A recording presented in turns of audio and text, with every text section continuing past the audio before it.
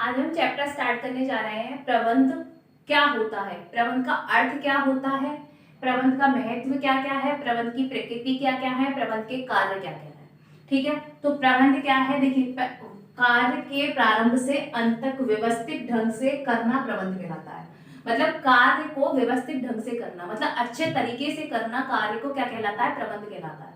मतलब कार्य को कैसे मैनेज करें, किस तरीके से संभालें कि कार्य अच्छे से हो जाए, तो वो क्या कहलाता है, आपका प्रबंध कहलाता है। प्रबंध का सीधा सीधा अर्थ होता है मैनेज करना, चीजों को कैसे मैनेज करें कि वो कार्य अच्छे से समाप्त हो जाए। ठीक है, तो अब देखिए कार्य की व्यवस्थाएं, प्रबंध की विशेषताएं क्या क्या होती हैं। प्रबंध की विशेषताएं होती हैं उद्देश्य प्रधान प्रक्रिया, मतलब जिसका उद्देश्य पहले इंपॉर्टेंट होता है उसके लिए। ठीक है, सामूहिक प्रक्रिया, मतलब समूह में मिलाकर ये कार्य करते हैं, समूह बनाकर। ठीक है, मानवीय प्रयास से संबंधित, मानव से संबंधित सतत प्रक्रिया, सतत क्रिया। ठीक है, मतलब जमीन से जुड़ी हुई। ठीक है, सार्वभौमिक प्रक्रिया, मतलब पूरे पृथ्वी पर फैली हुई। ठीक है, सामाजिक प्रक्रिया समाज से रिलेटेड होती है। ठीक है, पृथक अस्तित्व, मतलब अपना अलग अस्तित्व होता है इसका। ठीक है, और समन्वयकारी शक्ति, मतलब सुधार की शक्ति होती है इसके अंदर, सुधार कैसे चीजों को सुधारें। सृजनशील कार्य, मतलब किसी चीज को निर्माण करने का कार्य, मतलब निर्माण करने वाला कार्य होता है। ठीक है, व्यवहारिक लोगों से ही होती है ये। ठीक है, उसके लिए व्यवहार अच्छा होना चाहिए आपका। उद्देश्य निर्धारित, इसमें उद्देश्य पहले से ही निर्धारित हो जाता है। ठीक है, सर्वव्यापक, मतलब होता है हर जगह फैली हुई, हर जगह फैली हुई होती है। ठीक है, प्रबंध के महत्व क्या क्या होते हैं। प्रबंध के महत्व न्यूनतम प्रयत्नों द्वारा अधिकतम परिणामों की प्राप्ति करना। न्यूनतम मतलब कम से कम प्रयास कर द्वारा अधिक परिणाम पाना, मतलब अच्छा रिजल्ट पाना कम प्रयास करके। ठीक है, अब होता है कटु प्रतिस्पर्धा का सामना करने के लिए। प्रतिस्पर्धा मतलब होता है मुकाबला। ठीक है, कठिन मुकाबला करने के लिए, इसका सामना करने के लिए। ठीक है, निर्धारित लक्ष्यों को प्राप्त करना, जो निर्धारित किए गए लक्ष्य उनको प्राप्त करना। तकनीकी एवं वैज्ञानिक अनुसंधान का लाभ उठाना, मतलब तकनीकी और वैज्ञानिक जो भी चीजें दे रखी है उन चीजों का लाभ उठाना। उद्देश्यों का निर्धारण करने के लिए, उद्देश्य निर्धारित करने के लिए होता है।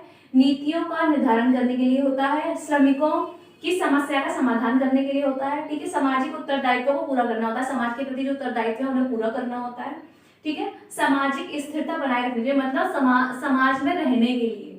ठीक है, गैर व्यवसायिक संस्थाओं में प्रबंध करना, मतलब गैर व्यवसाय मतलब जो व्यवसाय से रिलेटेड नहीं है उन संस्थाओं में प्रबंध करना। ठीक है, उत्पादन के विभिन्न उत्पादन साधनों में समन्वय स्थापित करने के लिए। उत्पादन के विभिन्न साधन क्या थे आपके, पूंजी, श्रम। ठीक है, और कौन से थे, पूंजी, श्रम, प्रबंध। ठीक है, और भूमि, ये सब क्या थे, उत्पत्ति के साधन। तो इनमें क्या करना, सुधार स्थापित करने के लिए। ठीक है, समन्वय का मतलब होता है सुधार। ठीक है, अब देश में समृद्धि के लिए, मतलब देश को अच्छा करने के लिए। ठीक है, देश के विकास के लिए। ठीक है, अब देखिए अब आता है प्रबंध की प्रकृति। प्रबंध की प्रकृति क्या होती है, देखिए प्रबंध का नेचर क्या होता है, कैसे रूप में होती है। देखिए वो होती है कला के रूप में। ठीक है, पहले उसमें ना उसकी मतलब गुणात्मक उसके गुण दे रखे होते हैं। ठीक है, और देखिए फिर होती है वो व्यवसाय के रूप में, मतलब पैसे के रूप में। ठीक है, फिर होती है सार्वभौमिक क्रिया के रूप में, सार्वभौमिक मतलब पूरे पृथ्वी पर फैली हुई।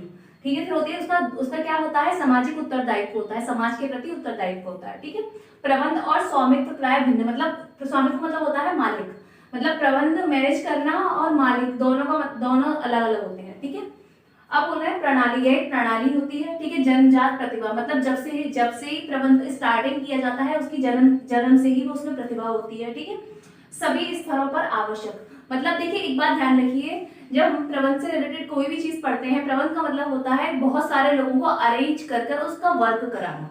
ठीक है, बहुत सारे लोगों को, तो जब मतलब सभी स्तरों पर आवश्यक होता है, अगर एक मैनेजर होता है वो हमारे सारे रूल्सों को फॉलो करता है। ठीक है, तो उन रूल्सों के लिए उसी के हिसाब से व्यक्ति को चूज करता है कि कैसे उस व्यक्ति को, कौन कौन व्यक्ति किस पोस्ट के लायक है, कौन कौन व्यक्ति किस कार्य को अच्छे से कर सकता है।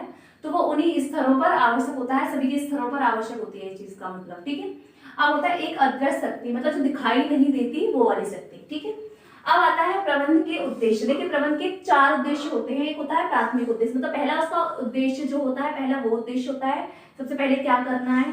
फिर उसका दूसरा होता है समाज के प्रति उद्देश्य, मतलब सामाजिक कार्य जो करने हैं उसके प्रति उद्देश्य। फिर तीसरा होता है व्यक्तिगत उद्देश्य, मतलब जिस व्यक्ति को उसने अपॉइंट किया उसे कोई व्यक्तिगत गढ़ से कोई परेशानी तो नहीं हो रही है, तो उसका व्यक्तिगत उद्देश्य होता है। फिर होता है सहायक उद्देश्य, जिसको हेल्प की जरूरत है वो हेल्प करे, तो वो हेल्प का उद्देश्य। ठीक है, तो ये थे आपके क्या प्रबंध के उद्देश्य। अब आता है प्रबंध के कार्य।